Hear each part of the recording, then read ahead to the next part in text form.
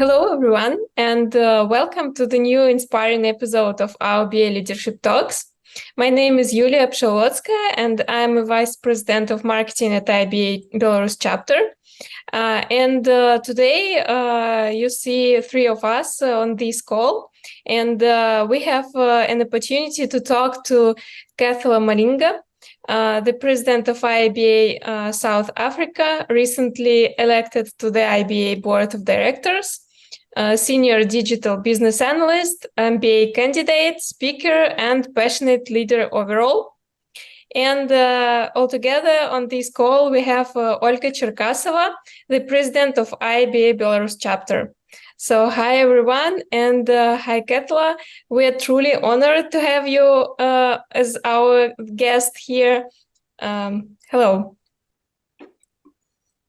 Hey, Yulia, and hey, Olga. Thank you so much for having me. I really appreciate being here today, and I look forward to just engaging with you on whatever you have in store for me. Thank you. And I believe that people might be interested why we are three of us. We will highlight this answer in the end, because here is a leadership talk and we do some explanation later, but keep watching because it's interesting. We will have some spotlight by the three. Okay. Yeah, thank you so much for joining us today, and congratulations for winning these elections. And can you tell us more about this position and what is it about, and how did you manage to participate in this election, and how the life of you will be changed now? Thanks for that question. So from an IBA perspective, how or the process that I went through is, I think early on at the beginning of the year, they were, they had the post for this particular position, and I applied for the position. And subsequent to that, there were a few interviews that I had to go through. And then it was taken to a vote by the members of the IBA South Africa, not South Africa, why am I saying South Africa? Of the global IBA community, and I was fortunate to have been voted in with Victoria, so I'm not alone. I was voted in with Victoria. And your question on how will this change my life? Yeah. Well, to be honest, yeah, go ahead.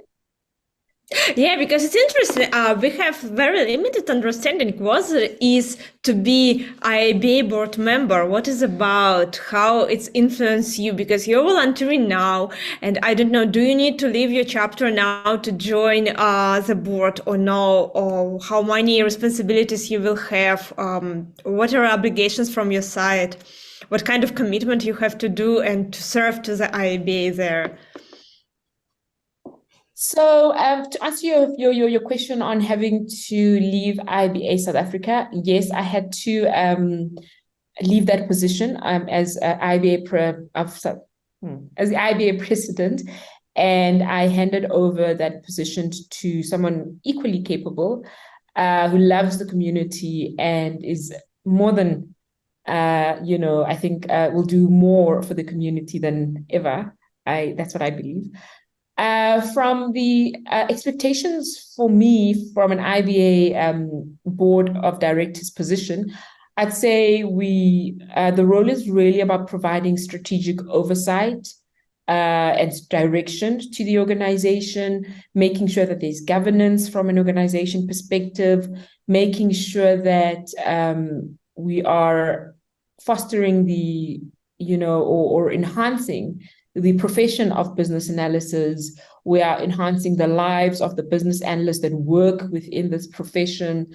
We are part and parcel of, forming with other partners. We're part and parcel of forming great initiatives for the organization, for the profession and the professionals. We are, just being attentive to the needs of the profession and delivering to those needs. That's what we'll be doing in a nutshell. But I do also want to highlight that it is a fairly new position. There are still some sessions and conversations that I'm having to better understand the role so that I'm more diligent and more able to deliver against those expectations. But that's what it is in a nutshell. how it changes my life. It's a big question. I'll pose it or I'll try to answer it in an aspect where I feel more African, believe it or not, having been part of this particular position, considering that I'm the first African to be part of the IBA board of directors. So I feel there's a responsibility and a need for me to represent the voices of the African continent, to represent the aspirations, and to ensure that the organizations, the economic well-being, or the economic wealth of this particular continent is considered from an IBA perspective. I know it's a big ask from one person, but I won't be doing it alone. So I'll be collaborating more with the leaders from the African chapter, so that I understand, as I mentioned, the needs and the aspirations, and that we try as IBA Global to really be global and meet their needs. But my role doesn't only limit, or is not only limited to the African continent. It is a global role. So making sure that the global needs are equally met from an IBA perspective. Victoria is I'm sure also going to consider a different aspect of it, considering that she's from the Europe side of things. So she'll also be bringing that lens into the board of directors. So I think IBA will have a more richer experience, a more richer view, and also ultimately more richer outcomes for the business analyst, for the profession, and also for the organizations that are working with IBA. Great. And this is really very impactful, because you're the first representative of the whole continent there. Congratulations. It's a really honored position for you and for many people on this continent. And for all community, for the whole community you led in your chapters. Yeah, no, it is. It's huge. It's a big deal. I really don't take it lightly. It's a huge honor, and I'm extremely grateful for it. And I hope to really fully immerse myself into this position and really give of my own or my best, so that I can advance the profession of the business analyst. Advance the profession. And I always ask all the participants of this series about their motivation to volunteer. And I believe that it's self-explaining in your previous answer why you're volunteering, because it's so great commitment. 100%. Great. Yeah. All right. Can you tell us more about South Africa business analysis? Because we are here in Eastern Europe, and here in Belarus, and in other countries that are in Eastern Europe, business analysts work usually in two types of companies: cool startups and cool product companies, and some companies that provide software services to other companies, like outsourcing companies. But if we move to Western Europe, we will have a different landscape. We will have business analysts who work for larger corporations or banks or financial institutes. But how the landscape looks like somewhere in Africa, and particularly in South Africa? If I move, for example, to South Africa, where I can find business analyst? Okay, if you move to South Africa, where will you find positions as a business analyst? So from a South Africa perspective, the market is quite diverse for business analysts. You spoke about product houses. You spoke about software houses as well that hire business analysts in Belarus. In South Africa, we have the same. We also have other sectors from a business analyst perspective, like your finance, like your banks. You've got your telecommunications. You've got your healthcare sector that also hires business analysts. You've got your government sector that also hires business analysts. So when you look at the profession, you have ample opportunities to be hired because of the sectors that it fits into. Business analysis is largely about solving problems, and organizations across different industries, sectors have problems that need to be solved. So as a business analyst, you are highly employable wherever there is a problem that needs to be solved. The structure of South Africa, and I'll focus it on South Africa for now, is we've got, I'd say, your large corporations that take the bulk of the business analyst. You've also got your consulting firms that also take a portion of the business analyst, and they take to then, they tend to send them to those large corporations and government institutions. You've got, it's your large corporations, it's your consulting firms, and other government sectors as well. But I'd say if you are looking to move to South Africa and work, you'd find the opportunities are endless. I mean, in all the different sectors that you can possibly think of. We've got, from an IBA chapter perspective, 3 regions. We've got your IBA Joburg chapter, your Cape Town chapter, and your Durban chapter, and those sit in different provinces. So even within the different provinces in South Africa, we're close to about 60 million people in South Africa. So within those different provinces, and then they're scattered within different provinces. So within those different provinces, therein you also find those positions. So you can find yourself being in Cape Town, living in Cape Town if you're moving to South Africa. You can find yourself living in Durban, which is coastal and warm. You can find yourself in Johannesburg, as well. So the opportunities for placement are endless. The opportunities for just finding yourself in different locations as well. But I'd suggest, if you are a business analyst or aspiring business analyst in Belarus looking to move to South Africa, if you can, just start by just staying connected to the local chapter, which is the South Africa chapter. Join the events, connect with some of the people in those events, volunteer if at all possible, because there in the end, you get to hear of the opportunities you would have never heard of outside of that community. That community is really a great place and a platform for you to grow, to find employment opportunities. We've got a WhatsApp group as well. And in our WhatsApp group, people are sharing open vacancies that are looking to hire business analysts. So I think being connected, to people, having strong relationships with people is a great way to find opportunities within the South African market. Another way to do it is just through the job portals. So if you look at the job portals and you filter it to the South African market, there you'll also be able to see the different job postings and available positions within the South African market.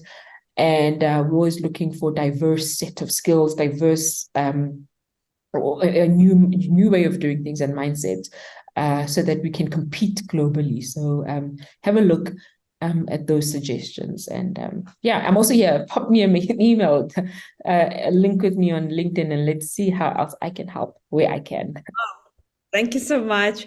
So this is really interesting, because I have very little understanding how the South Africa market is working for business analysts, and it looks like it's a huge machine with a lot of opportunities. There definitely is a lot of opportunities, but also the profession of business analysis is being even more embraced. So the opportunities will continue to grow. So I'm looking at it quite optimistically that the opportunities that we have now are not even, they're just the tip of the iceberg. We're going to have even more opportunities. So have a look at some of the suggestions I've provided. Thank you. Great advice. And if anyone is interested about changing their location, there is a good opportunity to have a warmer climate. All right, Khethelo, every year our chapter is applying for the nomination in Community Outreach and Engagement Award from the IIBA, and your chapter won the Best Partnership Award last year. Can you share with us the secret how to be a winner? Okay, how to be a winner? It's a mindset thing. Number one, you have to have the mindset of a winner. You have to believe that you are capable, deserving, and able to win. But okay, let's move to more practical things that we've done as a chapter. So from an IIBA South Africa chapter, I've had the privilege of being the president. But before I was the president, I was working with the events. I was the events head. So looking at, enhancing the offering or the offering that we share with the business analyst community. So I think winning from an IIBA South Africa perspective has been a sum of many parts. One of it has been about just having shared commitment. We as the executive team, as the non-executive team, as the volunteers, as the members, as the enthusiasts who want to be part of the community, we've shared a commitment to advancing the profession of business analysis. And that's very, very important. From a board perspective, there was strategic alignment. We knew exactly what we wanted at the beginning of the year. We set clear targets for ourselves and then started working towards them. A lot of collaboration with our partners being our academic institutions, partners being our organizations that have worked with IIBA as well, and partners just being internal partners, the members and the volunteers.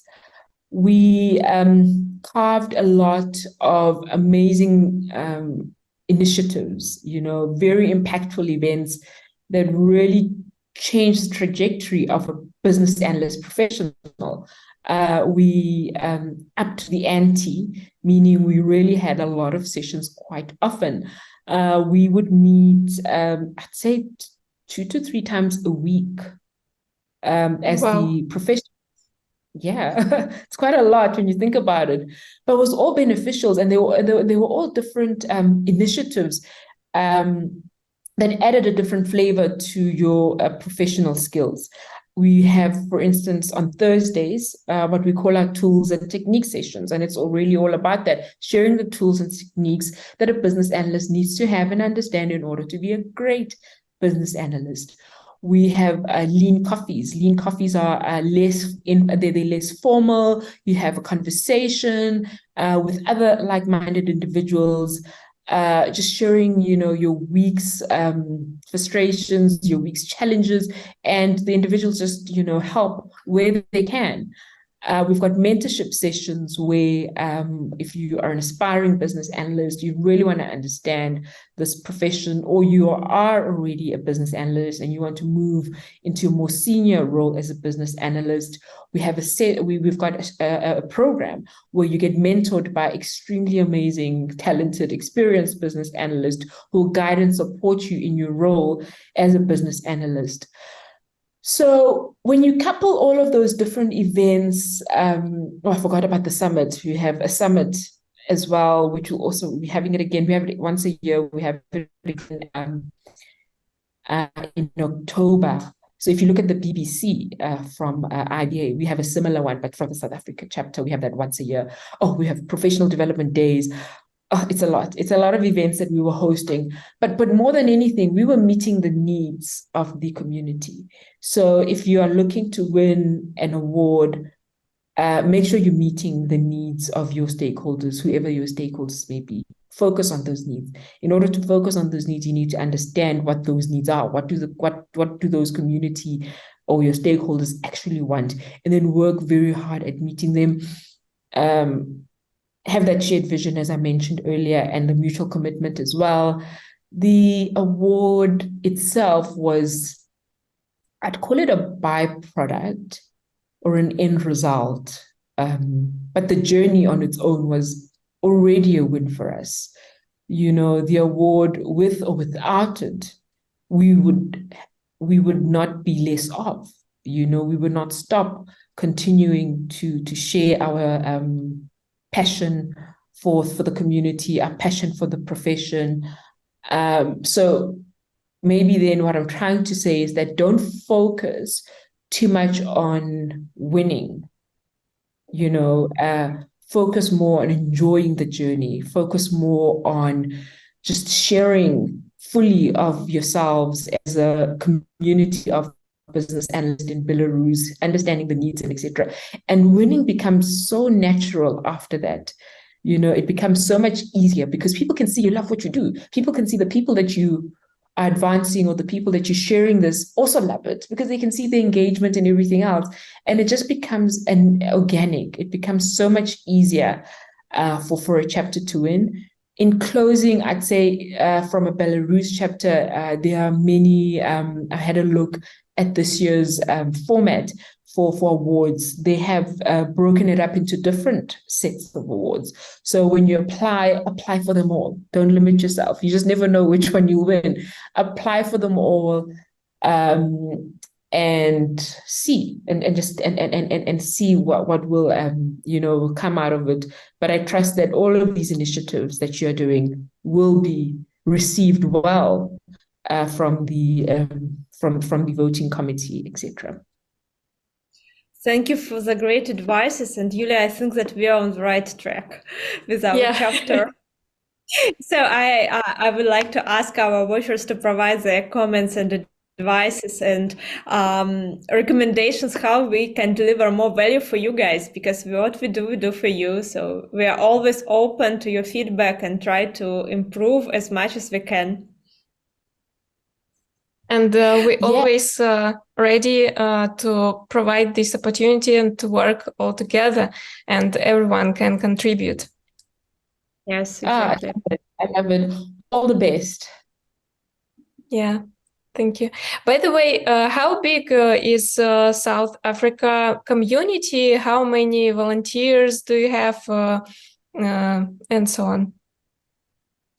So I'd say the community is, I'd say over 600, and that includes the members, it includes the volunteers as well. It includes the board, the non-executive board, etc. So I'd say about 300.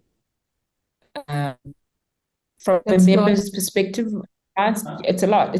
Last, from a member's perspective, we had about, I think it was over 500. Sorry, I don't have the exact numbers now. It was over 500. So then with all the others, it's over 600. Our structure from a South Africa perspective, from the South Africa perspective, is we've got the chapter, which is comprising of 3 regions. So Cape Town, Durban, and Johannesburg. And that is how we divide and conquer. That is how the work is also shared, and the responsibilities are also shared. So, for instance, in this week, we'll have the Johannesburg chapter hosting the tools and techniques session. The following week, we've got the Cape Town chapter hosting the tools and techniques session. So people do get a break. We're not overworking anyone, but they love what they do. That's great. Great. Yeah, a very large chapter. So we are almost 10 times smaller. The number is, it's actually quality over quantity for anything in life. If you look at life with that perspective, even if it's 10 times smaller, it's still impactful. It still serves that community, and it's still making waves. And that's what really matters, because you can have 20,000 people, but if it's not impactful, if it's not serving that community, it's futile. It really is not worthwhile, and it's wasted effort. So focus on impact, focus on making sure that the work you do is of quality, is received well with the community, and it serves and it meets their needs. Thank you for advice. Thank you. That's great. Thank you. I have a question that is related to you personally, because I know that you're now MBA candidate. So you're like a student. And once I read a nice thread somewhere on social media, I don't remember where exactly, probably it was on LinkedIn. It was a nice communication about, do a business analyst really need an MBA degree, or it's okay to be just CBAP certified? What is your opinion on this? Okay, it's a very interesting question and a good question, also a tough question. I've had the the opportunity to venture into both of those academic qualifications. So I have my CBAP, and I am currently working towards my MBA. This is my last year. So I'd say, why pick if you can have both? Okay, but yeah, making decisions is decision-making skills is tough. And if I'll try and just explain what it is that the MBA focused on and what it is that the CBAP focused on, and then I'll leave it to the individual to decide what they want to do based, on their career aspirations, based on their goals, based on their time, because we know that both of these qualifications require time. So you need to have that commitment and understanding that you're going to have to give, of yourself and sacrifice some certain things. So from a CBAP perspective, let's start with that because that's something I've already passed.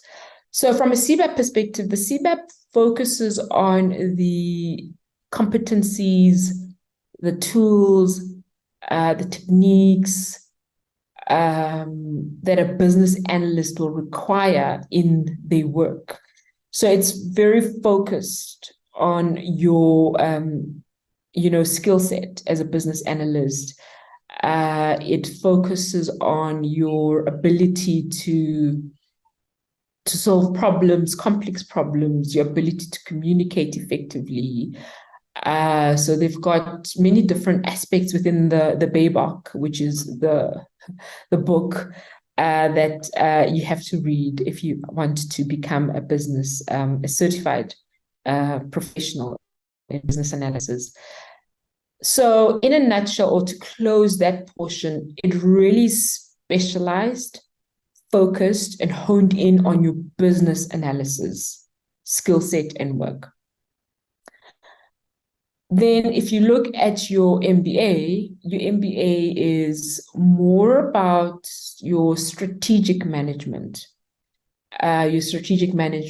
of different aspects. So you've got the operations side of it that you also get as a module in your MBA. You get your finance portion, you get your technology portion, you get your HR, your human resource portion, you get your leadership portion, which could be your spiritual leadership, your and your advanced or more your leadership, and it can span across different types of leadership.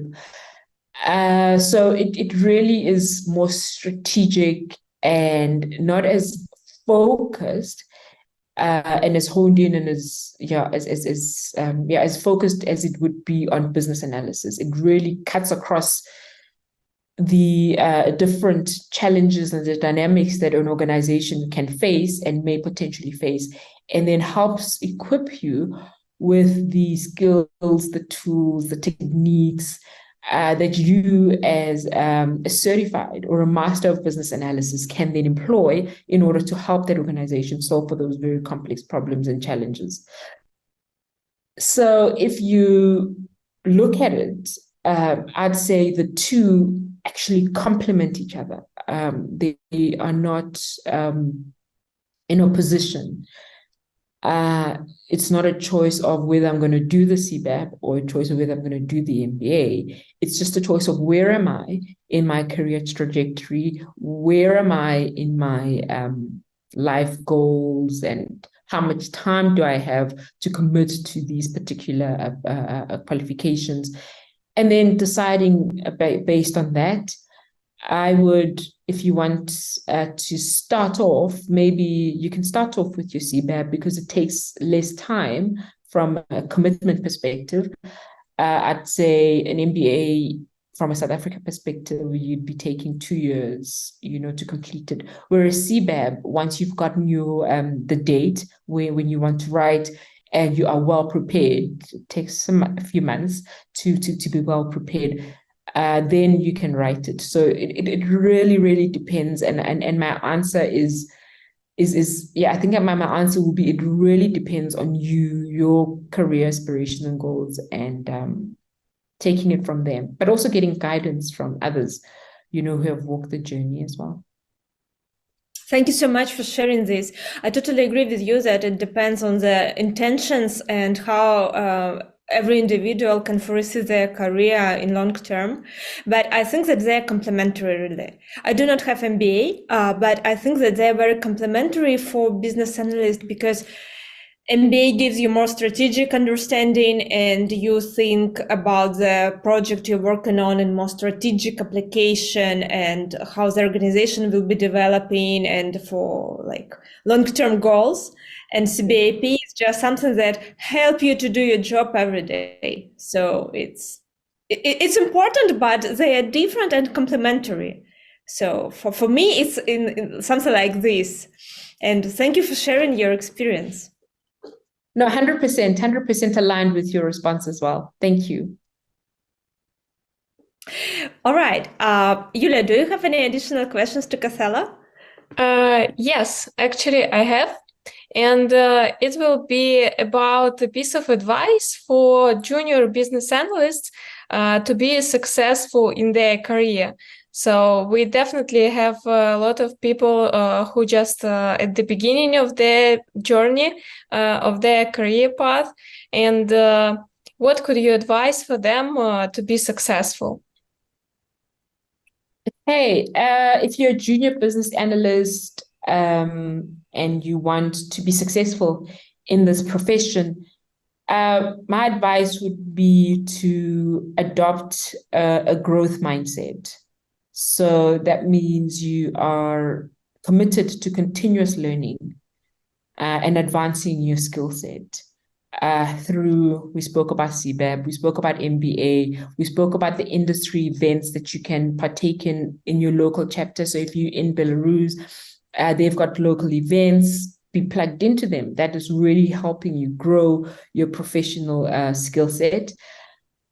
Then the other thing I'd advise a business analyst who wants to really take their game up a notch or level up would be to ensure that they understand, the domain that they're working in. So if you're tasked to work on a particular project, understand that industry, understand that domain. It's extremely, extremely important. It enhances the output that you will deliver.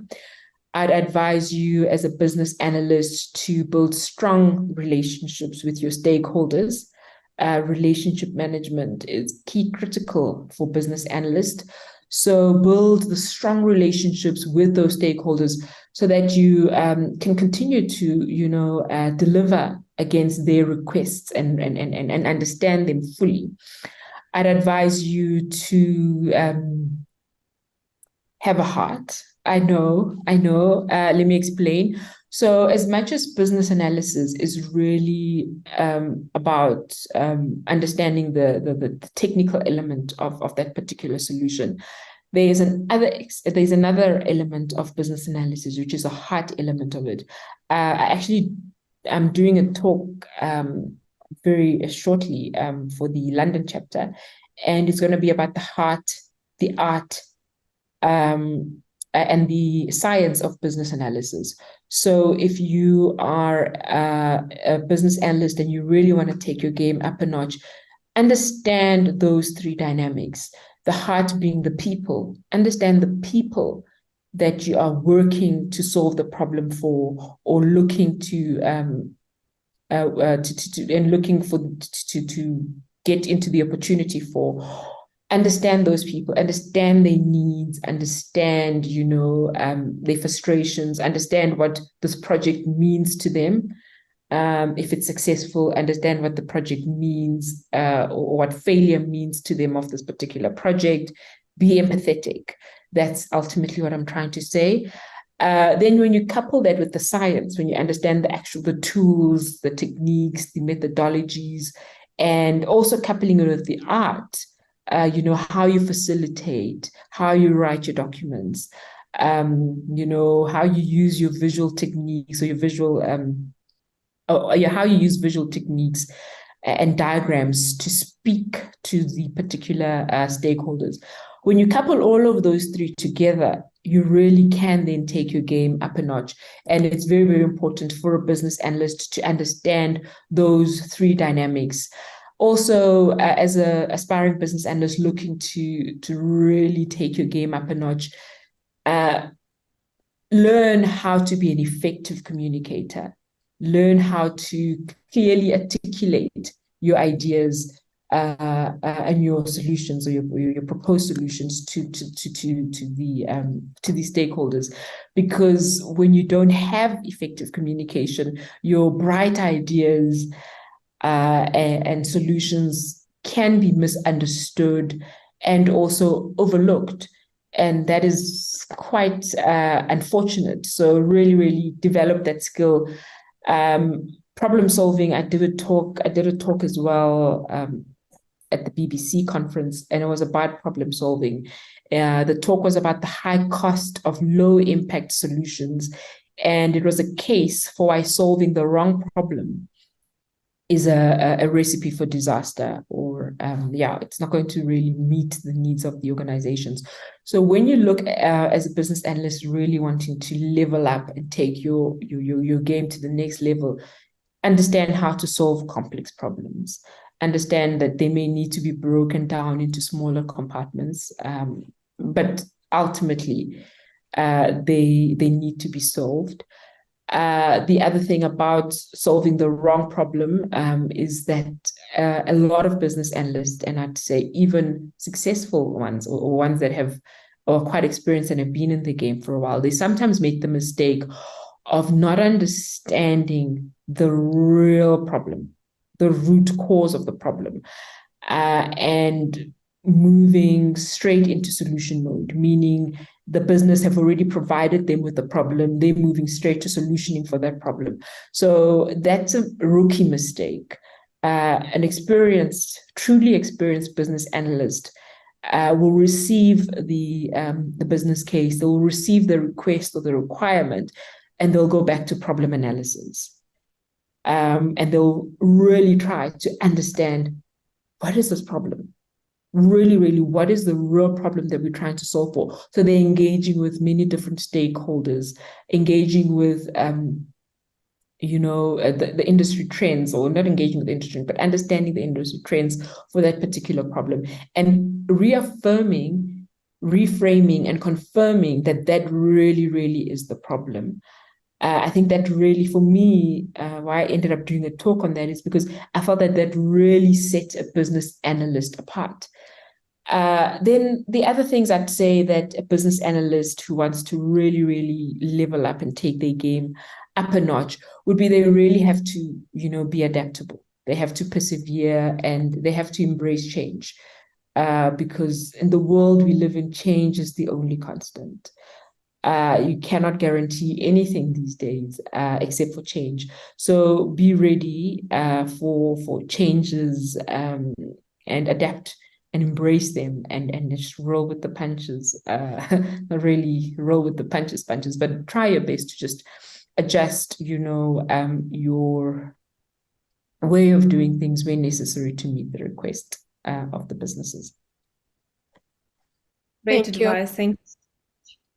Yeah, I feel a lot of connection to the real problem solution, and I know how it's difficult for junior people to explain why they're asking these questions, why they're verifying that the problem is true. They have a lot of resistance from more senior people who don't want to spend time for this, who don't want to reply for this, and they need to fight. And thank you so much that you explaining this and you highlighting this, that guys, you're okay, you're doing the right thing, you should invest time in this, you should focus on this, you should check that you're solving the right problems. Otherwise, the solution would be just not needed because the problem is not solved.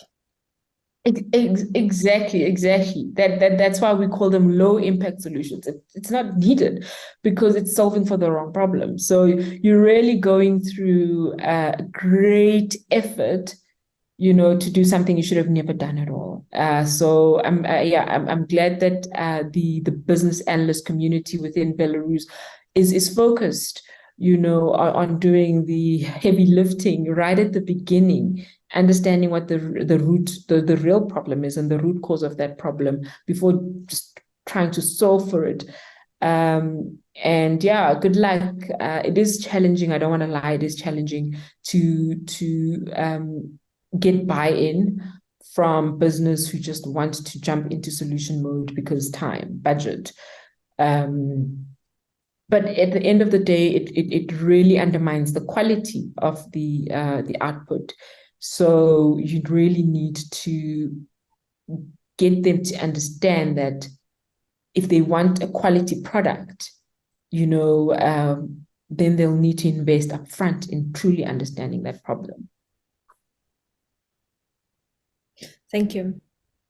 So we can like a little bit touch the topic about the mistakes. And here I want to highlight why we are three of us, because this is conversation about leadership and it's okay for leaders to accept that they make mistakes. I make mistake. I really made a huge mistake last time when we have a previous interview scheduled with Khethelo, because what I did, I misunderstood the time zone. And what happened? We spent almost a day for investigation because it was a situation when Yulia joined and then sent me a message. Khethelo didn't join. What's wrong? Then Khethelo sent me a message. I joined, but there is no one. What happened?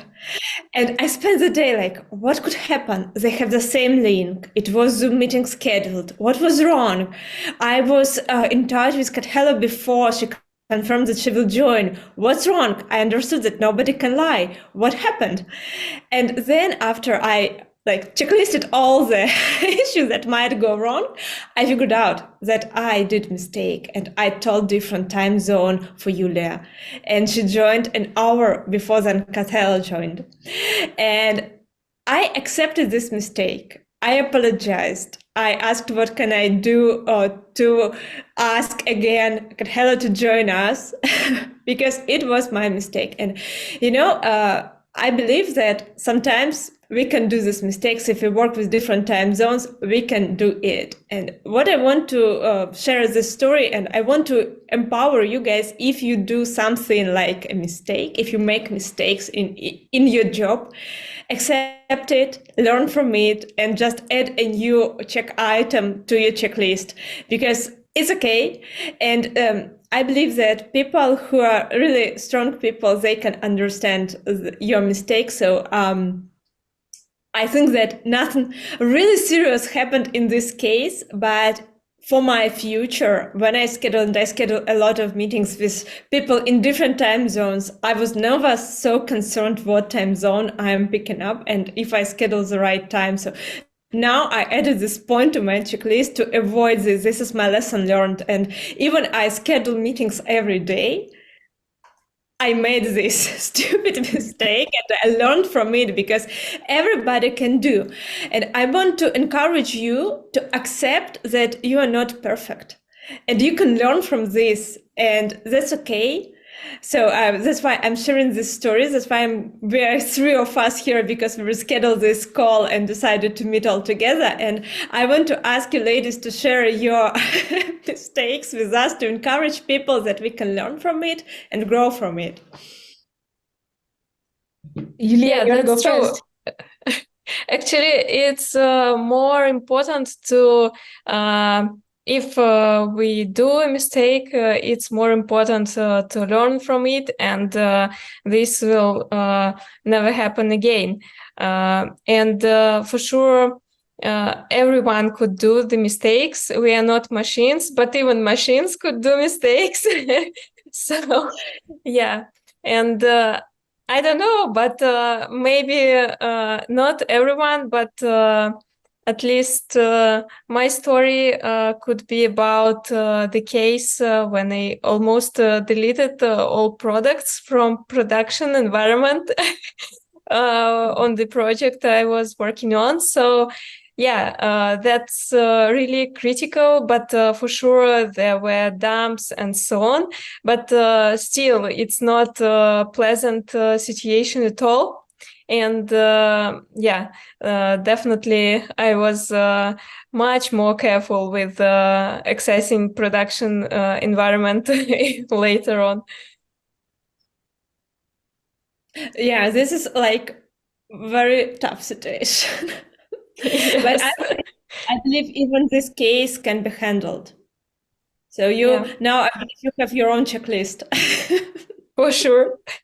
Yeah, no, so making mistakes is human, really. The important aspect is learning from that mistake. If you don't learn from that mistake, then it becomes quite tragic. So I think we need to allow ourselves the grace to learn from our mistakes, and then also to grow from them.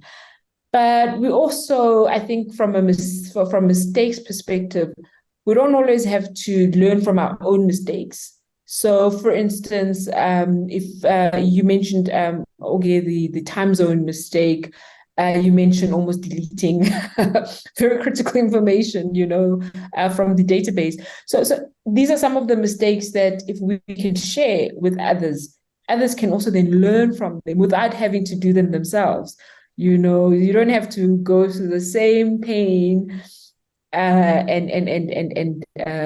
struggle that someone else has gone through, provided that they are vulnerable enough to share, where they've made a mistake. Because the problem is people don't like to be seen as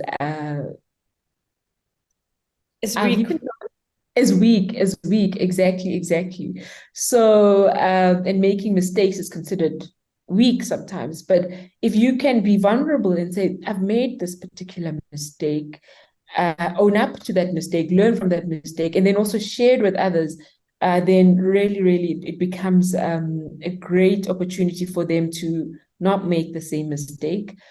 From a business analyst perspective, how we do that is through lessons learned sessions and retros, where we really just share, what we experienced during that particular sprint for the project. We have lessons learned session where we really share what we learned from this project. We document that so we can share it with others.